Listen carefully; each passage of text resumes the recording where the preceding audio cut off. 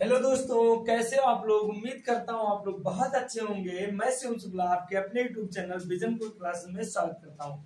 तो आज हम लोग पढ़ रहे थे कि प्रतिरोध का ताप पर कैसा प्रभाव पड़ता है, और उसको पढ़ने के बाद हम लोग एक इम्पोर्टेंट टॉपिक पढ़ेंगे, प्रतिरोध ताप गुणांक। जो बच्चे प्रतिरोध का ताप पर निर्भरता नहीं देखे वो देख के आए। यहाँ पर ध्यान दो, बहुत ही इंपॉर्टेंट टॉपिक है। इससे क्वेश्चन आते हैं, न्यूमेरिकल इससे बहुत आता है कि प्रतिरोध ताप गुणांक अल्फा क्या होता है। तो हम आपको बताए थे कि चालक का अगर ताप बढ़ाओ तो कणों की काइनेटिक ऊर्जा बढ़ जाती है, और अगर काइनेटिक ऊर्जा बढ़ती है कणों की तो उनका प्रतिरोध बढ़ जाता है। समझ गए ना। तो अगर मैं मान लूं कि जब कोई चालक था, यहाँ ध्यान दो, कोई चालक तार है T1 डिग्री सेंटीग्रेड पर, इसका ताप मैंने मान लिया कि R1 प्रतिरोध है, और T0 पर जैसे मैंने ताप बढ़ाया तो प्रतिरोध कितना हो जाता है, R2 हो जाता है। तो यहाँ ध्यान दो, R2 माइनस R1, इसका डिफरेंस किस पर डिपेंड कर रहा है। तो ये ताप जितना बढ़ाओगे ये डिफरेंस उतना ज्यादा होगा कि नहीं। अरे डेल्टा टी का मतलब क्या है, T1 T2 माइनस T1 है। यानी ये ताप जितना ज्यादा बढ़ाओगे बेटा, ये प्रतिरोध उतना ही तो बढ़ेगा। दूसरी बात है, ये जो R2 माइनस R1 है, ये R1 पर डिपेंड करता है कि R1 कितना था। R1 जितना कम होगा, R2 माइनस R1 उतना ही ज्यादा होगा।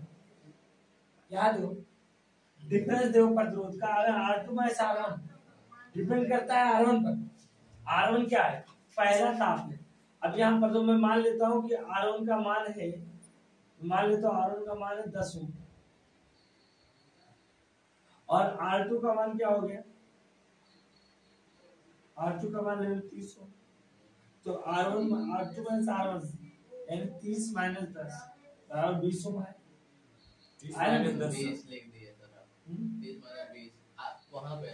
30 माइनस 10 और ये कितना आ गया 20। यानी अगर हम चालक का पुराना प्रतिरोध का मान बढ़ाए तो R2 और R2 माइनस R1 का मान भी बढ़ जाएगा। क्योंकि अगर अभी ये 50 हो जाए, अगर मैं इसकी मान 60 कर दूं पुराने प्रतिरोध का, तो ये कितना आ जाएगा, -20। तो प्रतिरोध क्या है, अदिश राशि। हाँ, अदिश आएगा। प्रतिरोध क्या है बेटा, अदिश राशि।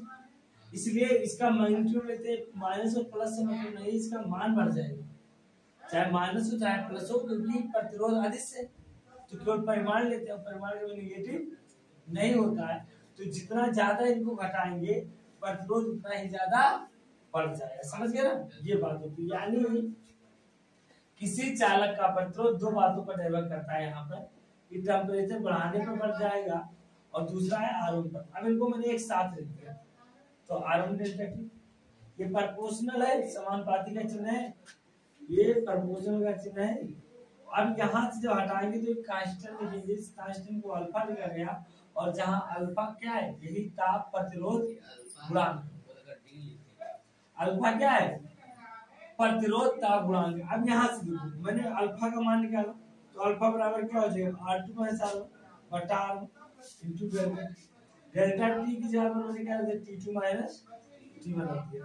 अब यहाँ ध्यान दो, इस समीकरण को देखो, R2 बराबर क्या लिख सकते हैं, तो ये आ गया, एक R1 को उधर कर दो, तो R1 plus alpha R1 delta T हो गया। अब हमने R1 को कॉमन कर लिया, तो 1 प्लस अल्फा डेल्टा टी आ गया। इसका मतलब यह है 1 plus alpha T2 minus T1। अब मैंने माना कि जब T1 0 डिग्री सेल्सियस तो R1 R0 हो जाएगा, और T2 का मान T हो गया। तो यहाँ पर मैंने रखा, तो T1 0 हो जाएगा, और इसका T कर देंगे तो 1 प्लस अल्फा T आ जाएगा। समझ गए ना, यही क्या है, प्रतिरोध ताप गुणांक का फार्मूला है। नोट कर लो इतना थोड़ा। यहाँ ध्यान दो, जो मैंने फार्मूला में ड्राइव किया है उसी पर हम लोग सवाल लगाएंगे। यहाँ ध्यान दो बेटा, उसी सवाल जो फार्मूला में लोग लगाए ताप गुणांक का निकाले, उसी पर एक सवाल है बहुत ही अच्छा। कह रहा है टंगस्टन तंतु एक धातु है जिसका 200 डिग्री सेल्सियस पर प्रतिरोध 148 ओम है। तो टंगस्टन का प्रतिरोध ताप गुणांक 0.0045 प्रति डिग्री सेल्सियस है। हमें ज्ञात करना है 0 डिग्री सेल्सियस पर क्या होगा और 500 डिग्री सेल्सियस पर प्रतिरोध क्या होगा। तो हमको दिया क्या क्या दे दो, R 200 दे दिया है, 200 डिग्री सेल्सियस पर ताप दे दिया 148, यानी ये R2 दिया हुआ है, और T2 यानी ताप कितना दे दिया है 200 डिग्री सेल्सियस। T1 मैंने माना कि 0 डिग्री सेल्सियस पर इसका ताप, T1 पर 0 डिग्री सेल्सियस ताप है, और उस समय इसका प्रतिरोध R1 बराबर R0 हो जाता है। अल्फा आपको दे दिया इतनी चीजें, ये फार्मूला हमने अभी लगाया है। अल्फा बराबर क्या होता है R2 बटा माइनस R1 बटा R1 into T2 minus T1।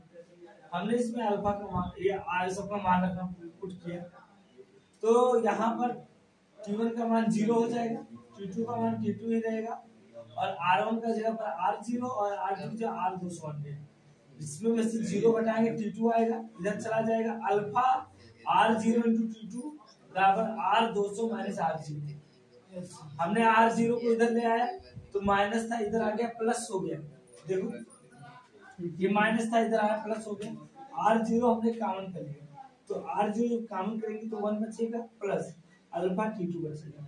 अब R0 निकालना है तो R200 बटा 1 प्लस अल्फा T2 हो जाएगा, वैल्यू उठा के रखो, R200 का 148 से रख दिया, 1 प्लस अल्फा का 0.045 इंटू 200 है, इसको गुणा करोगे तो 0.9 आएगा, इन दोनों को ऐड किया तो 1.9, और इनको भाग करोगे तो 77.8 आएगा, 85 से ज्यादा है, इसको हटाकर इसमें 1 जोड़ सकते हैं, ठीक है, इतना नोट कर लो। यहाँ ध्यान दो, R 200 के दे दिया था पहले, कह रहा है कि R यानी 200 डिग्री सेंटीग्रेड पर ताप ओम कितना है 148 ओम प्रतिरोध है।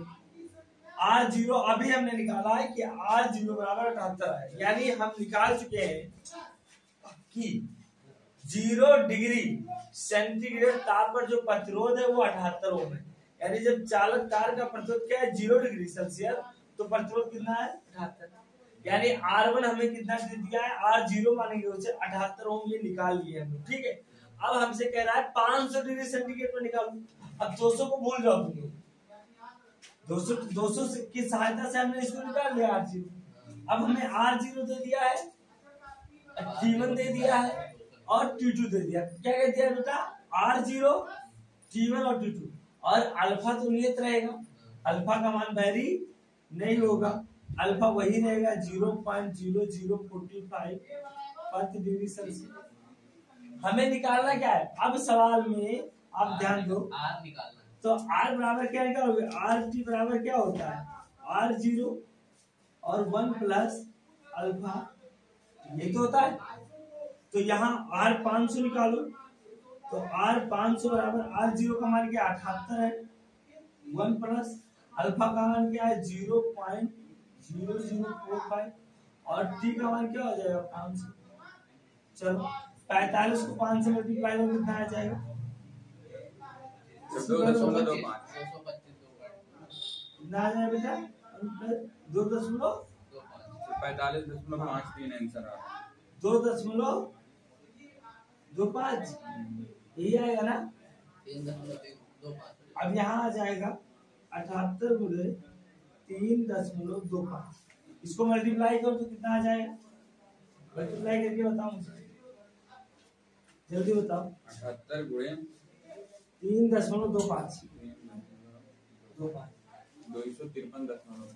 253.5 डिग्री सेल्सियस, ये ओम हो जाएगा,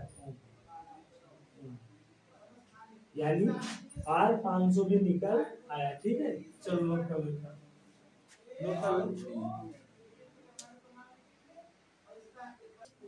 कह रहा है किसी बल्ब के तंतु का 100 डिग्री सेंटीग्रेड पर प्रतिरोध 100 ओम है, ये दे दिया है। यदि प्रतिरोध ताप गुणांक इतना हो तो उस ताप की गणना करनी है जिस पर प्रतिरोध इतना हो जाए। तो हमें दिया क्या क्या है, जो लिख लेंगे हम लोग। दिया है R1 कितना दिया बेटा, R1 दे दिया है हमारे पास 100 डिग्री से 100 ओम दिया, और T1 कितना दे दिया है 800 लिखिए, T1 कितना दे दिया है 100 डिग्री सेंटीग्रेड, ये तो दिया है। अच्छा अल्फा कितना दे दिया है 0.005, T1 है यार, T1 है। T1 जो पुरान जैसे जो पहली वैल्यू रहेगी वही T1 होगा, प्रारंभिक ताप पर जो प्रतिरोध होगा। और हमें क्या दे दिया R2 यानी R 200 दे दिया है, इसको मान लो R2 मान लो, यहाँ पर अब R1 माना करो इसे R100 इसको R2 मान लो और R2 बराबर दे दिया है 200। हमें ज्ञात क्या करना है T2, समझ गए। अच्छा फार्मूला क्या होता है अल्फा बराबर R2 माइनस R1 बटा R1 इंटू T2 माइनस, इसको इधर ले जाओ फार्मूले को एडिट करो तो T2 माइनस T1 बराबर क्या हो जाएगा R2 माइनस R1 बटा अल्फा इंटू R1, ये तो आएगा। अब T1 को उधर कर दो तो T2 बराबर क्या आ जाएगा formula T1 plus R2 minus R1 बटा अल्फा। अब वैल्यू उठा के रख दो सबके पास, कुछ नहीं करना है। T1 की वैल्यू कितनी है बेटा T1 की वैल्यू 100 डिग्री सेंटीग्रेड 100। R2 कितना दिया है R2 200, R1 कितना दिया है ये तो दिया बटा, इसकी वैल्यू तो 0.05 इंटू कितना दे दिया समझ गया ना। अब इसका क्या हो जाएगा 0.5 होगा, 0.5 क्या हो जाएगा 0.5 तो 100 प्लस 100 बटा 5 बटे 1000 बटे 5 5 है 250, 5 से कट जाएगा। हाँ तो 250 आएगा ना 200 आएगा 200 आएगा सही 200 हाँ 250 ये था 300 यानी T2 बराबर क्या आ गया 300 यानी 300 डिग्री सेंटीग्रेड का ताप आ गया। ठीक है, अब समझ में आया।